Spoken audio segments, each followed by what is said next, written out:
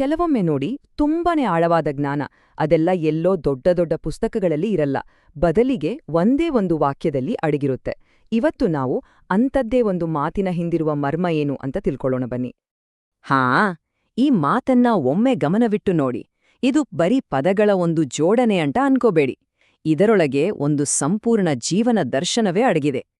ಹಾಗಾದ್ರೆ ಬನ್ನಿ, ಈ ತುಂಬಾನೇ ಶಕ್ತಿಯುತವಾದ ಮಾತಿನೊಳಗೆ ಅಡಗಿರುವ ಜ್ಞಾನದ ಒಂದೊಂದೇ ಪದರಗಳನ್ನ ಬಿಡಿಸಿ ನೋಡೋಣ, ಅದರ ಸಂಪೂರ್ಣ ಸಾರ ಏನು ಅನ್ನೋದನ್ನ ಅರ್ಥ ಮಾಡ್ಕೊಳ್ಳೋಣ. ಈ ಗಾದೆ ಮಾತಿನ ಆಳಕ್ಕೆ ಇಳಿಯಬೇಕು ಅಂದ್ರೆ ಇದನ್ನ 2 ಮುಖ್ಯ ಭಾಗಗಳಾಗಿ ವಿಂಗಡಿಸೋಣ. ಮೊದಲನೇದು ಒಂದು ಎಚ್ಚರಿಕೆ, ಇನ್ನೊಂದು ಅದಕ್ಕೊಂದು ಜ್ಞಾಪನೆ. ಮೊದಲಿಗೆ ಈ ಮಾತನ್ನ ಪೂರ್ತಿಯಾಗಿ ಸ್ಪಷ್ಟವಾಗಿ ಕೇಳಿಸ್ಕೊಳ್ಳಿ. ಭಾಷೆ ಕಲಿತೇವೆಂದು ಬೀಗಬೇಡ, ನಿನ್ನನ್ನು ಕಲಿತಿರುವವರು ಏನೂ ಕಲಿಯದ ಹೆಬ್ಬೆಟ್ಟುಗಳು ಎಂಬುದು ಮರೆಯಬೇಡ. ಹೌದು, ಇದೇ ವಾಕ್ಯ ನಮ್ಮ ಇವತ್ತಿನ ಇಡೀ ಚರ್ಚೆಯ ಕೇಂದ್ರಬಿಂದು. ಸರಿ, ಈಗ ಈ ಮಾತು ನಮಗೆ ಕೊಡುವ ಮೊದಲನೇ ಎಚ್ಚರಿಕೆ ಏನಿದೆ ಅಲ್ವಾ, ಅದ್ರ ಮೇಲೆ ಗಮನ ಹರಿಸೋಣ. ಮೊದಲ ಸಾಲು ಹೀಗಿದೆ: ಭಾಷೆ ಕಲಿತೇವೆಂದು ಬೀಗಬೇಡ.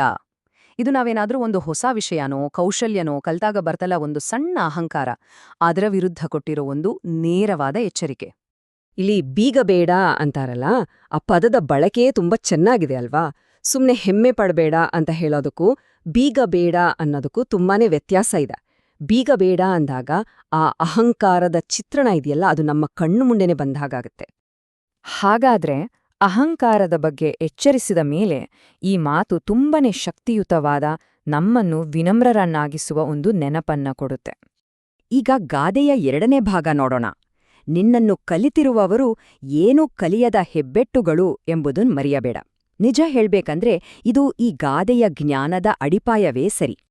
ಹೆಬ್ಬೆಟ್ಟುಗಳು ಅನ್ನೋ ಪದಕ್ಕೆ ನಮ್ಮ ಸಂಸ್ಕೃತಿಯಲ್ಲಿ ತುಂಬಾನೇ ಆಳವಾದ ಅರ್ಥ ಇದೆ.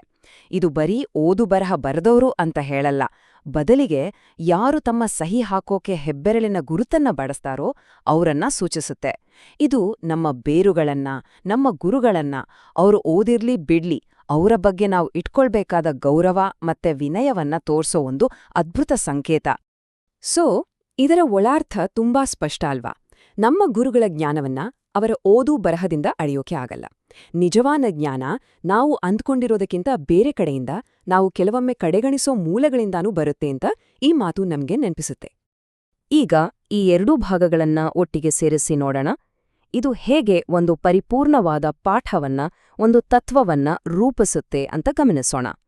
ನೋಡಿ, ಒಂದು ಕಡೆ ಜ್ಞಾನದಿಂದ ಅಹಂಕಾರ ಬರಬಾರದು ಅನ್ನೋ ಎಚ್ಚರಿಕೆ, ಇನ್ನೊಂದು ಕಡೆ ಆ ಜ್ಞಾನ ಎಲ್ಲಿಂದ ಬಂತು, ಅದರ ಮೂಲ ಯಾವುದು ಅಂತ ವಿನಯದಿಂದ ನೆನಪಿಸಿಕೋ ಅನ್ನೋ ಜ್ಞಾಪನೆ.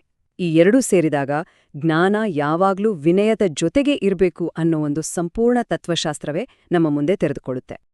ಈ ಜ್ಞಾನದ ಒಂದು ಅದ್ಭುತ ವಿಷಯ ಏನು ಗೊತ್ತಾ? ಇದು ಬರೀ ಭಾಷೆ ಕಲಿತವರಿಗೆ ಮಾತ್ರ ಸೀಮಿತವಾಗಿಲ್ಲ. ಇದು ನಾವು ಜೀವನದಲ್ಲಿ ಕಲಿಯೋ ಪ್ರತಿಯೊಂದು ಕೌಶಲ್ಯಕ್ಕೂ ಅನ್ವಯಿಸುತ್ತೆ. ಅದು ಸಂಗೀತನೇ ಆಗಿರ್ಬೋದು, ಟೆಕ್ನಾಲಜಿನೇ ಆಗಿರ್ಬೋದು, ಅಥವಾ ಯಾವುದೇ ವೃತ್ತಿನೇ ಆಗಿರ್ಬೋದು. ಹಾಗಾಗಿ ಈ ಗಾದೆಯ ಸಂದೇಶವನ್ನ ನಾವು ಸಿಂಪಲ್ ಆಗಿ 3 ಹಂತಗಳಲ್ಲಿ ನೋಡಬಹುದು. ಮೊದಲನೇದು ಕಲಿ, ಅಂದ್ರೆ ಜ್ಞಾನ ಮತ್ತೆ ಕೌಶಲ್ಯಗಳನ್ನ ಪಡ್ಕೊಳ್ಳೋದು. 2ನೇದು ನೆನಪಿಡು, ಅಂದ್ರೆ ನಮ್ಗೆ ಕಲ್ಸಿದ ಗುರುಗಳು ಮತ್ತು ಮೂಲಗಳನ್ನ ಯಾವತ್ತೂ ಮರೆಯಬಾರ್ದು. ಮತ್ತು ಕೊನೆಯದಾಗಿ 3ನೇದು ವಿನಯದಿಂದಿರು, ಅಂದ್ರೆ ನಾವು ಗಳಿಸಿದ ಜ್ಞಾನವನ್ನ ಬಹಳ ಸೌಜನ್ಯದಿಂದ ನಿಭಾಯಿಸಬೇಕು. ಸರಿ, ಈ ಎಲ್ಲ ವಿಶ್ಲೇಷಣೆಯ ಕೊನೆಯಲ್ಲಿ ನಮ್ಮನ್ನು ನಾವೇ ಕೇಳ್ಕೊಳ್ಬೇಕಾದ ಒಂದು ಪ್ರಶ್ನೆ ಇದೆ.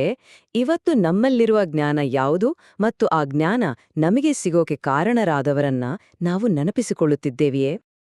ಈ ವಾರಾಂತ್ಯದಲ್ಲಿ ಮನೆಯಲ್ಲೇ ಕುಳಿತು ಒಂದು ಹೊಸ ಪಾಕವಿಧಾನವನ್ನು ಪ್ರಯತ್ನಿಸಬೇಕೆಂದು ಯೋಚಿಸುತ್ತಿದ್ದೇನೆ. ಬಹುಶಃ ಮೆಕ್ಸಿಕನ್ ಖಾದ್ಯ.